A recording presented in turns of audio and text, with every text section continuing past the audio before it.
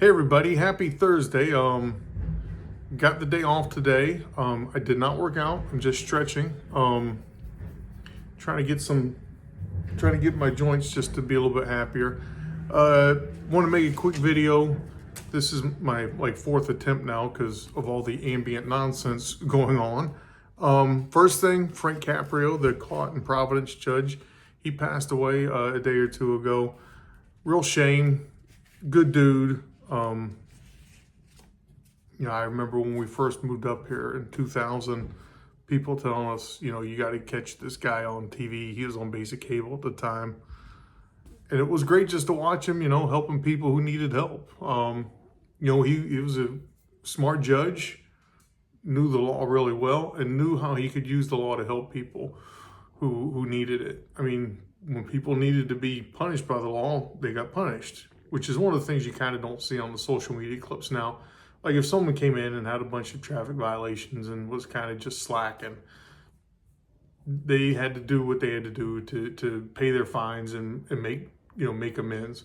But when there were people coming in and had hard luck cases, and these are the ones that you see out there all the time now, he was the guy who was like, you know what, let me see what we can do for you to get you kind of back on your feet or help you out. The law isn't here to punish people just because, right? So anyhow, rest in peace to Judge Frank Caprio. Thankfully they got a ton of his stuff recorded. It'll live on a legacy, and hopefully a lot of us can learn from it. It's good to see nice examples of humanity out there. All right, the next thing I want to talk about, and I'm going to try and make this as quick as possible, even though I kind of get nerdy about it. It's the lighting that I have in my gym. So years and years ago, I used to work, when I got out of school with my music education degree, I went to work an electrical wholesaler, right? So I was selling electrical supplies. First I was working in a warehouse, and I eventually got into inside sales. Anyhow, one of the things that was kind of interesting, because most of it was kind of boring, just light switches and receptacles and that kind of stuff. One of the things I found interesting was lighting, just the various aspects of lighting, different types of lighting, the spectra that they emit, and how those spectra can impact us as humans. Like, what's the task at hand? What kind of mood do we want to set? What are the things that we're trying to do with the lighting? And so that stuff, where there's nuance and these intricate details, that's where things get interesting for me. So again, that's kind of where I got nerdy on this stuff. So in my gym, I've got several different light sources. I've got a couple fun little lights here and there. I've got overhead lighting. I've got some task lighting that is also dual purpose. It throws light back at me when I make these videos, especially when it's lower light conditions outside. So let me start, and I'm going to have to do a bit of a tour. So I'm going to do this with, I'm doing this tour, as it were. Right now, you see me on camera, then I'm gonna have to switch and kind of pan around, and I'll point out the different lighting sources that I've got going on here. So first and foremost, there's this door here. The garage door, at one point, about 10 years ago now, I replaced it, and it's a little over 10, like 12. It's not that important. But when I chose the new door, I made sure of two things. One, it has that top row, the top panel has light panes in it, right? So it's got these plexiglass windows in it that do a great job of letting through a tremendous amount of light. So much so that that's where the bulk of the light on me right now is. If you look at me dead down in the center, you can see that the light on my left is dominating the light coming in from my right, which is all the overhead light that I have in my garage. So natural light, if you can get it, that's your primary light source in the gym. So it's important to have it. And it's a broad spectrum light source, which is good for our brains. Our brains are happy in broad spectrum light.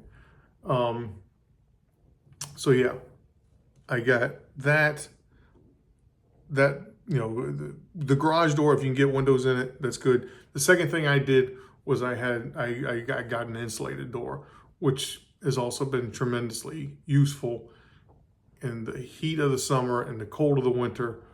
helping provide a space that is a little bit more amenable for training. It's, you know, I can maintain the temperature, and it can handle that gradient from inside to outside far better than a non-insulated door, obviously. But something to think about if you're going to build your own home gym, garage gym kind of thing.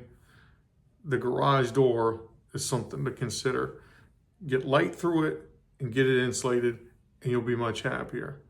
Okay, so now I'm going to stop the video here in a minute. Then we'll switch over and we'll pan around to the various different sources of light I have in my garage gym and talk about them briefly. And hopefully it's useful to some of you folks out there.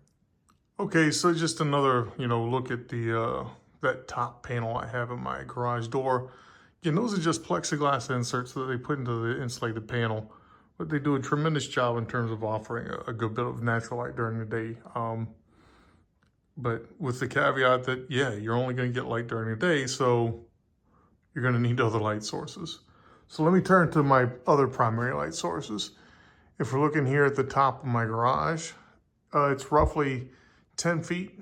No, it's 12 feet to the top of this garage.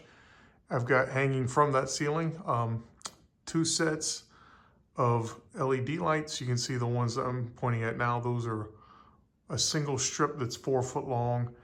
And I've got these other 2 here that are 2 double strips at 2 foot long each. Roughly the same amount of lumens from each one of those units. I don't remember the Kelvin, but I want to say it's probably like a 3,500 Kelvin unit. But those provide a tremendous amount of overhead light. Then I pan down a little bit, I've got this guy. This is the guy that turns on whenever he wants to via motion sensor. So if I were to go and do a set of pull-ups or something like that, this light would turn on. And it's useful to have like when you're entering, exiting the garage, but I don't use it. I don't count on it rather as any sort of light source while I'm working out.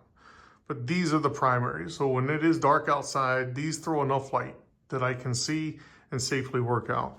Then I just come over here. Now the fun stuff, right? So I've got these little purple twinkle lights. I just hung these today. They've been sitting around. I wanted to just get them up. Then the other ones, I got these little red hearts. I've had these forever. Someone bought them for me. I think they were on clearance at IKEA or something like that. And I just, hung them there, and they've been hanging there for a long time, ever since I built the gym out here in the garage. And then underneath you can see the stereo, which I'll talk about some other date.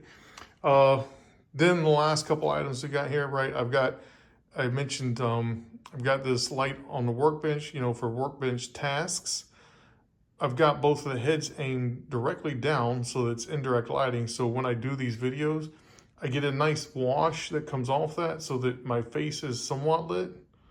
I don't look too gaunt or ill or something like that. I know enough about lighting to kind of to get a mediocre result. And then finally, I've got this little alarm clock that we got for my daughter years and years ago. She hated it, so I just use that as another fun light source, and I like to keep it on this kind of rotating spectrum, and you can see it going through the different colors here. It's just nice to have. But those lights, useful, again, for when I shoot videos.